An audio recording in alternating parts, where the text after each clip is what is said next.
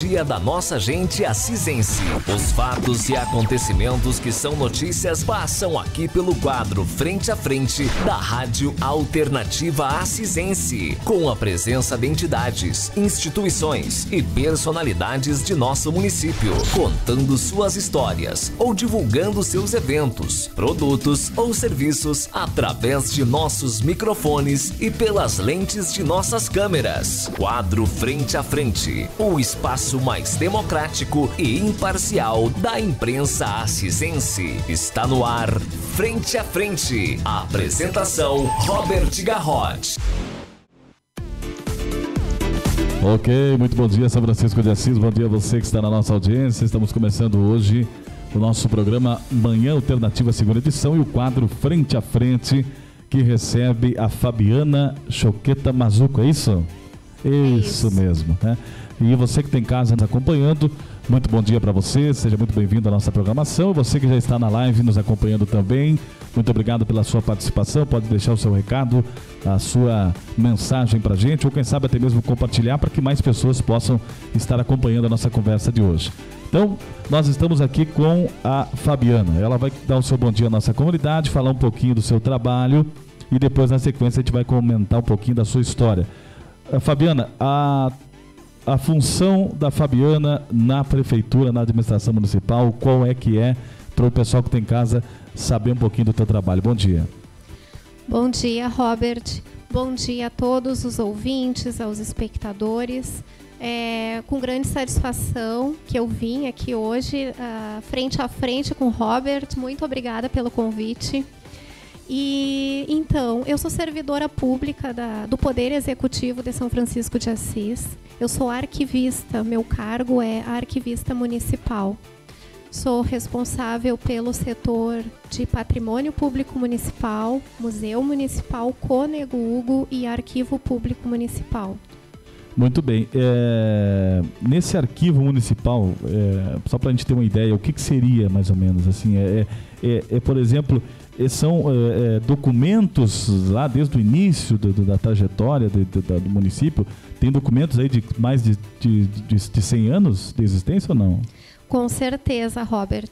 Nós temos documentos históricos desde o início da instituição, da intendência, desde 1800 e antes até, contando o início da Vila de São Francisco, depois a cidade foi instituída, né, o município, toda a história. Não só sobre história, porque quando nós falamos em arquivo, se fala na produção documental. Falando nesses conjuntos documentais, se fala em patrimônio documental. Então, é um dos segmentos do patrimônio, são os documentos também, documentos públicos, né, que são patrimônio. E esses documentos, eles, quando a gente vai desenvolvendo uma linha de pensamento, mas antes de tu cuidar desse setor aí, tinha alguém que cuidava? Quando tu chegou, estava bem organizado já, ou tu teve que fazer uma organização toda? Eu não fui a primeira arquivista da prefeitura. Anos atrás já havia uma profissional trabalhando nessa área lá também. Quando eu cheguei, tinham técnicos no arquivo trabalhando, bem treinados, o arquivo já estava organizado, mas a produção documental nunca termina. Na verdade, todos os dias se produzem muitos documentos, em todas as instituições, não só na prefeitura. Então, o trabalho nunca termina. Nós não falamos só em papéis, em documentos analógicos. Hoje, principalmente, com a transformação digital, nós falamos em documentos digitais, nato-digitais, como fazer gestão, preservação e acesso destes documentos. Então, aí que entra o arquivista, né?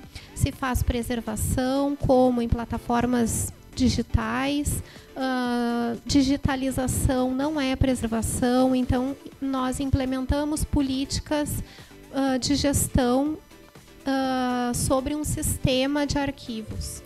E na tua ideia, assim, qual tu acha que é a importância de se fazer esse trabalho? Né? Porque, aparentemente, para as pessoas, mas quando fala em arquivista, as pessoas já imaginam logo aquela sala cheia daqueles arquivos grandes, aí que aí pega e faz aquele barulho, pum, quando bate. É assim que funciona mesmo? Coloca lá para dentro uma pastinha e fecha e não abre nunca mais? As pessoas têm esse conceito de uma sala cheia de papéis, nem são documentos, e uma pessoa soterrada no meio dessa sala, assim, né? Então, mas esse conceito já é um pouco ultrapassado. Hoje o arquivista é bem tecnológico, trabalha com documentos digitais, digitais. O papel nunca vai terminar, mas diminuiu bastante e a tendência é diminuir ainda mais, né? Porque muitos documentos eles já são gerados em meio digital, em meio eletrônico. Então, o conhecimento do arquivista entra aí nesses novos desafios que tem que acompanhar a evolução tecnológica, né? Porque, claro que o papel também tem que ser arquivado. Claro. Na verdade, tem que ser preservado. O arquivo serve para guardar a memória, a história de uma instituição, de uma cidade, de um país, né? Assim como nós temos o Arquivo Nacional. Mas e quando se produz e o tempo de guarda que tem esses documentos e depois pode ser eliminado ou não? Então, tudo isso é determinado pelo arquivista e por uma comissão permanente de avaliação de documentos. Esses documentos têm valor de prova, ele tem valor jurídico, administrativo, histórico e cultural. Quando tu fala da questão de valor de prova, seria, por exemplo, em alguma causa judicial, alguma coisa nesse sentido? Até mesmo sobre um processo, inclusive já tive que responder judicialmente sobre processos assim, né, que a juíza na época pediu, que faltou inserir uma prova no processo, então, quer dizer, foi buscado no nosso arquivo, mas, na verdade, valor jurídico sim, valor administrativo, e depois de tudo isso se classificam documentos de valor histórico, social, e se analisam também, a partir dos documentos, a evolução social de uma comunidade, de uma sociedade. Muito bem. Quantos documentos hoje tu está sob o poder aí da administração? Tu tem ideia? É muita coisa, né? Analogicamente falando, os papéis são mais de 3 toneladas de documentos entre todas as secretarias do município. Fora os terabytes do que é digitalizado. Do que é produzido em meio já digital. Produzido já. Mas tu não chegou, tu não teve esse trabalho aí, eu acho que é quase impossível, humanamente possível. Tu chegou a ler cada um deles, não, né? Tecnicamente, sim. Literalmente é impossível, mas se lê e se interpreta cada tipo documental, né? Mas o conteúdo em si, às vezes, não é possível ler. Sim. Não, E na tua visão, assim, qual o documento assim, mais relevante que nós temos hoje no nosso arquivo? Que seja uma coisa assim que realmente tem um poder histórico, um poder assim, de que... possa se ressaltar de tantos, são 3 toneladas aí, né, de documentos. O que existe hoje de mais antigo, que é o que eu acho mais interessante, são, por exemplo, as atas de reuniões que aconteciam na intendência em 1800 e 1908 ali. E elas estão legíveis ainda, tudo? Sim, são escritas à mão, né, com pena.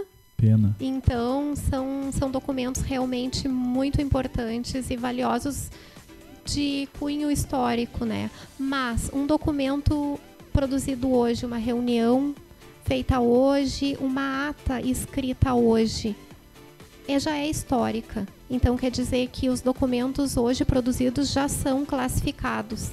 Na verdade, vamos dizer assim, seria mais por uma questão de antiguidade, vamos dizer assim, porque o peso, o valor é o mesmo, né? De uma ata de 200 anos, dependendo do assunto, o peso ele vai ter o mesmo, com certeza, né? A importância para a comunidade, que é onde as pessoas estão inseridas, é o mesmo. Mas nós podemos conhecer o passado a partir desses documentos. Exatamente, até para a gente poder comprovar aquilo que realmente é verídico, né? Porque a gente sabe que tem dentro da própria história, nós temos muitas situações onde não se tem certeza de que a história é realmente verdadeira. Por exemplo, eu já vou atropelando os assuntos, mas, por exemplo, assim, Nós temos na história do Brasil a questão da escravidão, mas a escravidão foi contada por quem? Foi contada por um branco. Sim. E aí como é que tu pode afirmar que aquilo que o branco está dizendo é verdade, se não é um negro que contou a história? Tu entendeu? Então, quer dizer, não é um debate aqui, né? Mas é só uma colocação assim interessante, que esses arquivos vêm para isso, para que a gente possa realmente justificar que o que está sendo dito é verdadeiro, né? E também tão importante quanto quem sabe, uma análise sobre a arguição da falsidade de um documento. Se não tivermos os documentos originais, como que vamos arguir sobre? Exato, né? Juridicamente falando. Então, o nosso Arquivo Público Municipal, ele foi instituído em 2016 pela Lei 1007/2016. Ele é aqui São Francisco de Assis é a primeira cidade da região que tem um arquivo instituído por lei, que é registrado no CODEARC, que é um órgão, é um código que o Ministério da Justiça, o Sistema Nacional de Arquivos, atribui aos municípios custodiadores de documentos, patrimônio documental. Então, nós temos um código cadastrado lá no Ministério da Justiça, que ajuda a identificar os conjuntos documentais do Poder Executivo Municipal. Olha só que importante. Nós temos também o Sistema Municipal de Arquivos instituído, o regimento interno. Nós estamos trabalhando com a transformação digital agora, nesse momento. Principalmente foi um boom, né? A pandemia nos obrigou a trabalhar muito de forma digital. Tivemos que nos adaptar muito, né? Então, essa transformação digital está acontecendo aos poucos. Nós temos, logo teremos já uma plataforma de acesso a documentos que não tem grau nenhum de sigilo, que são documentos públicos. Por exemplo, o acervo do Museu Conegugo, tá? A pessoa vai poder entrar lá e visualizar toda a nossa história. E outros documentos públicos, por exemplo, de patrimônio, imóveis, que todos podem ter acesso, sem grau nenhum de sigilo, estarão na plataforma Atom. A plataforma Atom foi desenvolvida em 2007 por uma empresa e pelo Conselho Internacional de Arquivos. Ela tem código aberto. Ela foi desenvolvida para utilização para essa finalidade, que as instituições públicas possam utilizá-la. Já é usada em muitos lugares do Brasil e fora do Brasil. Significa Access to Memory, acesso para a memória. Beleza. Então, antes de nós entrarmos no museu, eu quero que tu conte um pouco da tua história, né? Primeira coisa que me chama a atenção é o teu sobrenome. Que origem é esse teu sobrenome? É do parte do pai, né? É o último? Mazzucco. Isso. Mazzucco é italiano, tá? E Ciocchetta também, né? Os dois, Ciocchetta, Mazzucco. Sim. São dois sobrenomes italianos. Mazzucco é natural de São Borja, meu pai é natural de São Borja e veio criança para cá com 2 anos de idade. E então aí... Ele veio para o interior do município?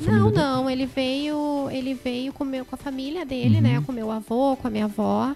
E aí o meu avô, ele veio com a incumbência de cuidar da junta militar na época. Tá? E aí ele veio de São Borja e ficou morando toda a vida aí, em São Francisco de Assis. Então, é nossa, né? Nós temos raízes aqui, como se ele tivesse nascido em São Francisco. Na verdade, tu nasceu aqui ou não? Eu nasci aqui. Tá no Hospital Santo Antônio? No Hospital Santo Antônio. Muito bem, olha só. Ainda tem alguém trabalhando no Hospital Santo Antônio quando tu nasceu ou já tá todo mundo aposentado? Pois é, eu acho que ainda tem. Acredito que sim. Ai, tá certo. E aí começou a tua vida? Estudou no qual escola aqui em São Chico? Direto? Eu estudei sempre no Salgado Filho. E aí terminei o ensino fundamental e médio aqui, que antes, no meu tempo, era 1º e 2º grau. Isso. 1º e 2º grau, exatamente. E aí eu fui fazer faculdade em Santa Maria, na UFSM. Me formei em bacharel em arquivologia na UFSM 2003. Fui trabalhar na Ubra em Canoas, no Museu da Tecnologia da Ubra, maravilhoso. Um dos maiores do mundo nessa especialidade de antigo mobilismo. E depois a Ubra passou por uma crise financeira muito grande. Nesse meio tempo eu tive uma proposta, fui trabalhar numa outra empresa e continuei assim sempre trabalhando com multinacionais, porque na Ubra, no Museu da Tecnologia da Ubra, eu era responsável pelo acervo histórico da General Motors do Brasil, né?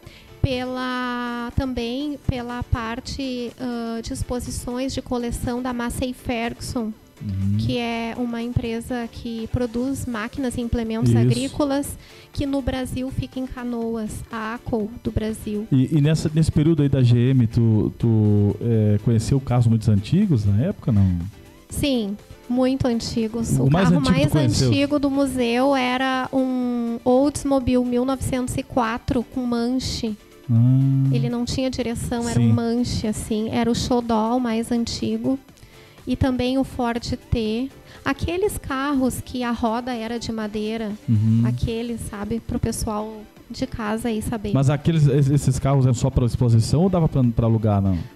Sim, esses carros, eles estavam em exposição. Alguns em exposição, uns 500 em exposição, porque o museu era muito grande, tinha 4 andares. E existe ainda esse museu lá? Esse museu, infelizmente não, por causa da crise financeira da Ubra. Todo o acervo do museu ele foi vendido para pagar uma dívida. Muito triste. Mas existia a reserva técnica do museu, todos os carros e também o laboratório de restauração. Todos os carros, eles funcionavam. Alguns eram alugados para novelas de época da Globo ou de outras emissoras.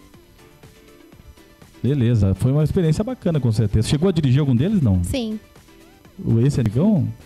Com manche, não. Mas, por mas exemplo... esse com manche que tu fala é igual de avião? É, como se fosse... E pra dobrar, como é que era? Pra dobrar tem que fazer uma curva como se tivesse de caminhão, né? Porque faz uma curva muito grande, assim, pra ele poder dobrar pouquinho. Assim. E ele tinha, como nós estamos aqui na live, dá pra nós fazer também, pro pessoal entender. Tinha algum daqueles que tinha que fazer a volta lá na frente e dar uma nivelada pra pegar? Tinha sim, tinha também. Tinha também a Mercedes do Ayrton Senna. Tinha o carro que foi filmado, o filme do Batman, um Jaguar verdinho, um dos primeiros filmes do Batman. Tinha realmente carros bem interessantes. E aí não deu certo mais na colecionadores compraram o acervo, tá? E há uma intenção futura de, quem sabe, um dia montar de novo o museu, juntar todo esse acervo. Porque a valiosidade, assim, de tudo isso é o acervo inteiro junto, né? Sim, em exposição. E aí depois foi para essa multinacional. E aí lá também tu teve outras experiências. Aí lidou com a parte de... sempre trabalhando na área, trabalhando com documentos aí dentro da TI mesmo, né? Não com memória, e sim com gestão. Aí com gestão, com produção de documentos... acesso a eles, então bem técnico mesmo, dentro da TI da ACO, dentro da TI do Hospital Moinhos de Vento, alguns lugares, porque essa empresa era terceirizada e tinha vários clientes, os clientes eram essas empresas grandes. Sim. E aí tu resolveu vir para São Francisco de Assis por uma questão de opção ou porque deu problema na empresa lá? Uma questão de opção, sempre é bom voltar. São Francisco... eu tenho raízes aqui, minha família mora aqui, então... E aí fiz o concurso na prefeitura aqui. Sim, mas tu fez lá o concurso? Não, eu já estava aqui.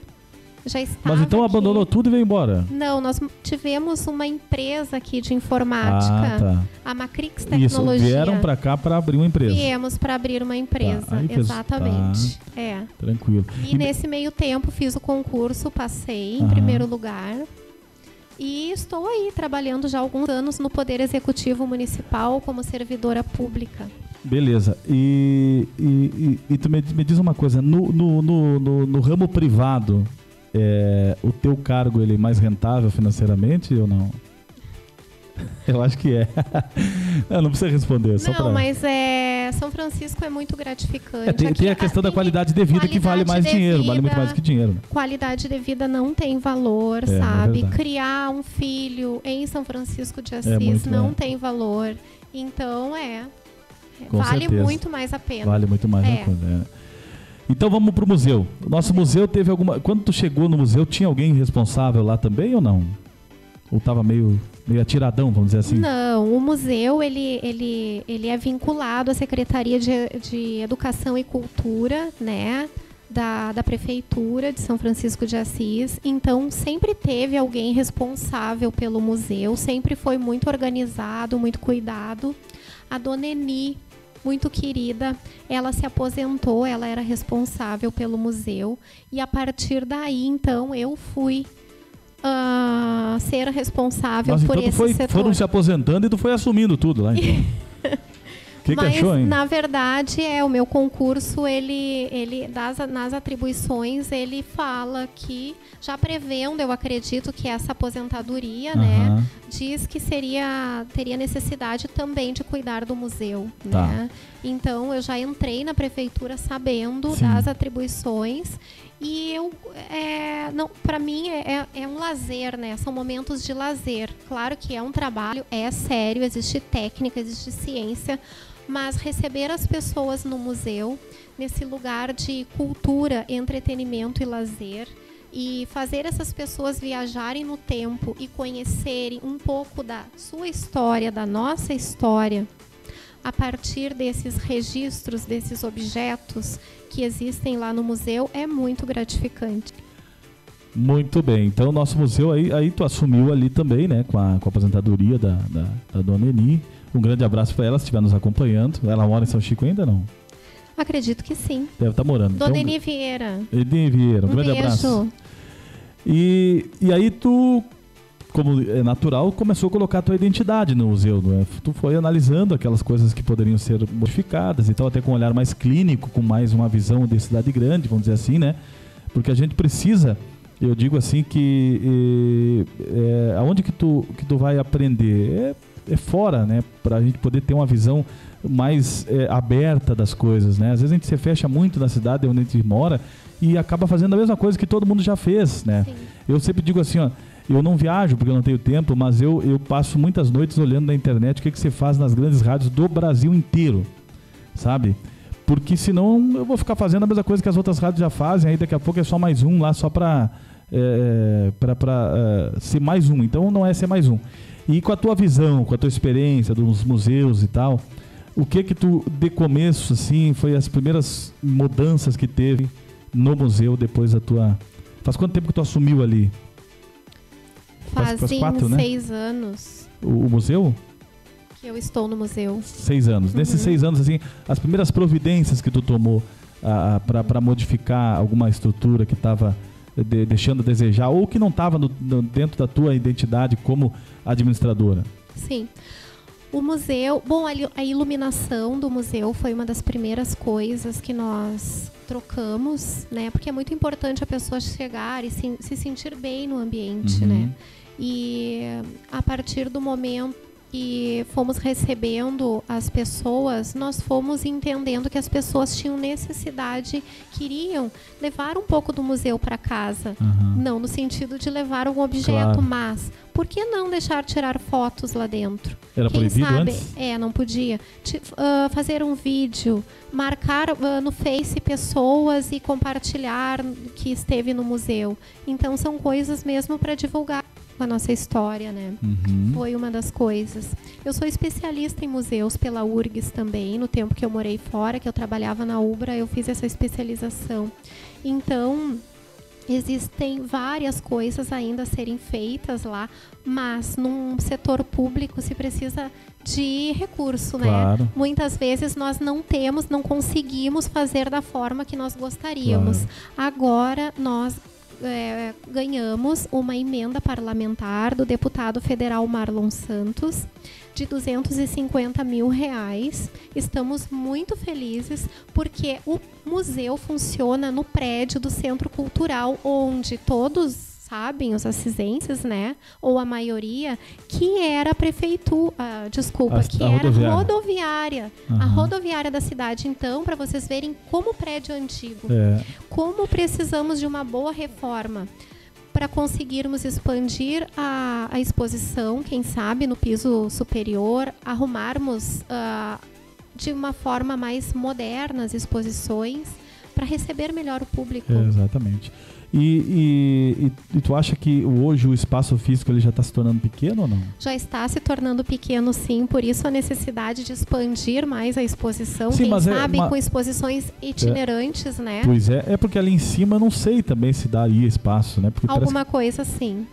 Se pode fazer. Algumas por temporárias, né? Exposições temporárias ali em cima, sem prejudicar o hall de entrada, que precisa de um espaço grande, e o anfiteatro, né? Que nós precisamos. Imagina, vai continuar com aquele palco maravilhoso para as apresentações. Exatamente. E no museu, por exemplo, quando as pessoas fazem as visitações, é você que recebe lá o pessoal, e aí tu tem que saber toda a história lá. Por exemplo, se eu chego lá e eu quero saber isso aqui, tu vai me contar a história ou não? Nem tudo eu sei, né? Então, o que eu não sei eu vou pesquisar, vou estudar, vou aprender a partir das fontes históricas. Já teve alguma pergunta inusitada para ti lá no museu, assim? Já, e aí se eu não sei, eu digo que pego o contato da pessoa, às vezes dependendo, é um pesquisador, é Tu lembra de alguma, não? Só para exemplificar? Já, alguns pesquisadores entraram em contato, ou da UFSM, ou de alguma outra universidade, querendo especificamente saber datas específicas de alguma coisa, ou da coleção indígena, ou referente à parte da época da intendência, ou de nomes de intendentes. Então eu fui buscar no arquivo, né? Eu fui buscar nos documentos, porque na verdade eu vou aprendendo todos os dias um pouco, a gente nunca sabe tudo, né? E isso é gratificante demais, isso é maravilhoso. Então, nós temos lá hoje uma recepcionista no museu, que é a Micaela Soares Correia, que é a nossa estagiária. Um beijo, Micaela. Então, ela está sendo meu braço direito.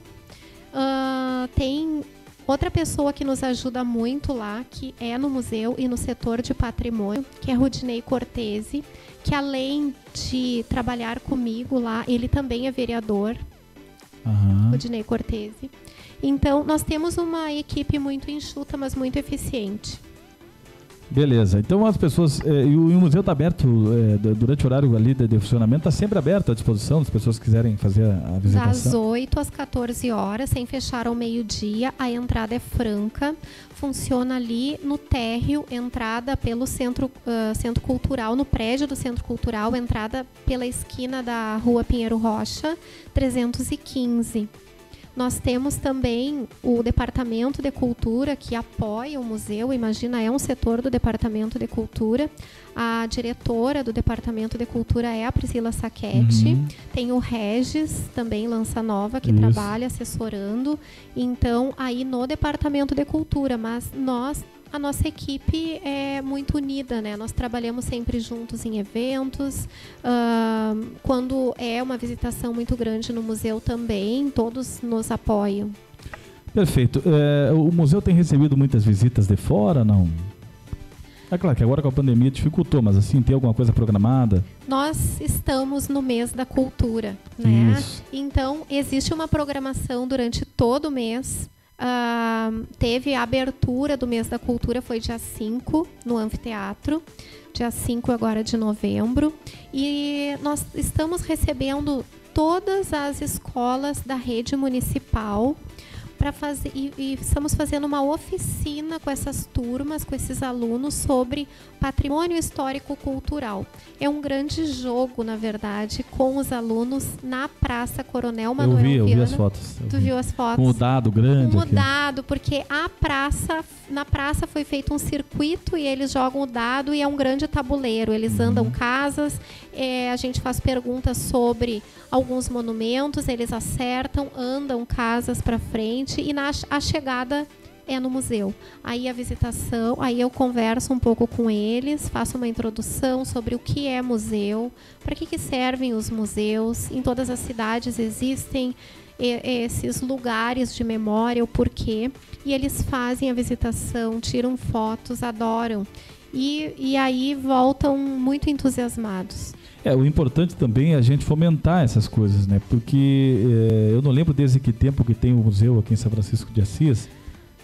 O museu foi instituído em 1988. Faz bastante tempo. 33 anos. Isso, 33 anos, exatamente. Né?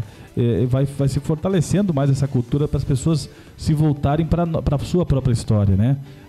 Eu acho que ninguém está aqui, ninguém é filho de chocadeira, como você diz, né? Tem uma história por trás de cada um de nós. Tem famílias que fizeram muito por São Francisco de Assis e todas essas ações, atividades, elas estão de uma certa forma contribuindo para que São Francisco de Assis seja o que é hoje, tanto positivamente como também negativamente. Nós temos aí algumas histórias por exemplo, da questão dos quartéis, por que não veio para São Chico, por uma opção na época dos famosos coronéis, né? Dizem, né? Não sei se é verdade, não sei se já te perguntaram isso.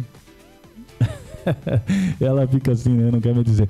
Mas é que na verdade é o que se fala, pelo menos é o que as pessoas dizem. Não sei se é verdade. Não, alguém tomou uma decisão, né? Na época de qual prefeito? Já me perguntaram. Então quer dizer que na época foi tomada uma decisão, né? Por não vir, né? Por não vir. Talvez. Não, e olha pra te ver, ó, hoje nós temos uma cidade que é irmã nossa, que tem a mesma idade e que tem 5 quartéis, se eu não me engano, né? E que talvez por isso tenha um crescimento mais acentuado.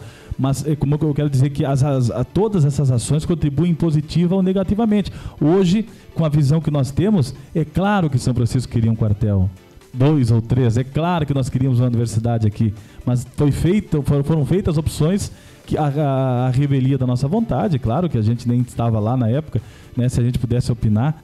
Era diferente, a cultura era diferente, mas essa cultura as pessoas precisam conhecer, né? Os alunos principalmente, por que alguma coisa não aconteceu? Porque antigamente era diferente, não tinha tanto essa questão de se preocupar com o que a comunidade pensava. Era tomava uma decisão e pronto, que quem gostou, quem não gostou, que fique não gostando, né? Então no museu se analisa e se reflete a partir do que está em exposição, como tu falaste, sobre essas decisões, mas toda a evolução, não só tecnológica, como político-administrativa, econômica, através de todos os objetos que estão em exposição. Uhum. Toda essa evolução. Porque né? Quando a pessoa fala em museu, ela só pensa nos artefatos mais antigos, né? Ou naquelas, vamos dizer assim, coisas que já não se utiliza mais. Os ferros de passar tem lá também, não? Aqueles ferros que se colocava brasa, né, para passar roupa. Mas, sim, existem essas coisas que não se utiliza mais e muitas coisas nós temos nas nossas casas ainda, com certeza. Voltando um pouquinho lá no Museu da Tecnologia da UBRA, por exemplo, lá se expunham cada lançamento para o novo ano de toda a coleção da General Motors do Brasil era exposta no museu. Lançamento, porque se tinha esse conceito de que hoje está sendo lançado amanhã, ele já está contando uma história. Exatamente, né? exatamente. Então, às vezes, o que está no museu não é só as coisas velhas, antigas, são coisas novas que estão contando a história, o início de uma história. Exatamente, quem sabe daqui a uns 100 anos não tem uma estátua tua lá no museu, ou minha, ou de alguém, não, mas é verdade, nós estamos fazendo a nossa parte aqui, trabalhando em prol, né, do desenvolvimento da nossa São Francisco de Assis, e alguém vai contar. Hoje nós contamos a história de alguém que esteve aqui. Amanhã eu espero que alguém conte a minha história, né? Que eu não tenha passado por aqui despercebidamente. E assim a tua atividade, assim a de tantos outros que por aqui passaram e por aqui ainda irão de passar, né? Porque a vida ela vai se transformando e ela tem a continuidade natural das coisas, né? Nós estamos recebendo muitos jovens aqui que estão iniciando essas atividades. A gente percebe assim que nós temos às vezes uma uma situação até que emocionante, porque nós já recebemos aqui, às vezes, bem jovens empresários, e já aqueles empresários que já estão se encaminhando para a aposentadoria. Então, aqueles jovens vão assumir, né, a missão que aqueles mais antigos, mais veteranos, já estão encerrando as suas ações. E a mesma forma é a história, ela vai se renovando através das pessoas, porque as pessoas é que fazem a história acontecer. As pessoas que fazem a história acontecer. E só uma reflexão aqui. Antes de eu assumir o meu cargo como arquivista, um senhor muito humilde, mas muito sábio, me perguntou: minha filha, tu está preparada para ser servidora pública? Então me fez parar para pensar o que é ser um servidor público. É servir ao coletivo, Exatamente. É servir a comunidade em prol do coletivo. Então é isso, e nós estamos trabalhando para, né, a comunidade. E tu está satisfeita com o que está fazendo? Está feliz? Tu acha que realmente teus objetivos quando tu retornou da onde tu estavas para São Francisco de Assis estão sendo supridos? Era isso mesmo que tu queria? Eu sou realizada na minha profissão aqui em São Francisco de Assis, nas atividades que eu desenvolvo. Realmente, cada dia é muito gratificante ir trabalhar, passa muito rápido o tempo, porque quando a gente faz o que a gente gosta, assim como tu faz o que tu gosta, que a gente coloca o coração. Faça o que tu gosta e não trabalhe nem um dia na vida, né? E não trabalhe, então é isso, então é muito gratificante mesmo, sou muito feliz. Obrigado, Fabiana, pela tua presença aqui no nosso programa Frente a Frente. Já faltam 10 para meio-dia, a gente vai ter que encerrar. Foi muito boa a nossa conversa, nós teríamos muito mais assuntos, mais questionamentos para se fazer, mas com certeza numa próxima a gente volta falando de repente de um setor específico do museu, para poder, quem sabe, até a gente contar um pouco mais daquilo que tem no museu, que a gente falou pouco, né? Mas tem muita coisa no museu, o pessoal não pode perder. Especificamente das coleções, e eu te aguardo lá para uma visita, quem sabe a gente faz um programa ao vivo lá no museu. Fizemos, né? Falando especificamente lá sobre as coleções, e aí tu vai me perguntando, e eu vou falando e contando a história ao vivo. E aí eu vou te perguntar só o que tu não sabe, só para te deixar nervosa. Vou começar a estudar então. Pessoal, foi um prazer, a gente fica por aqui, um grande abraço. Um abraço, muito obrigada a todos.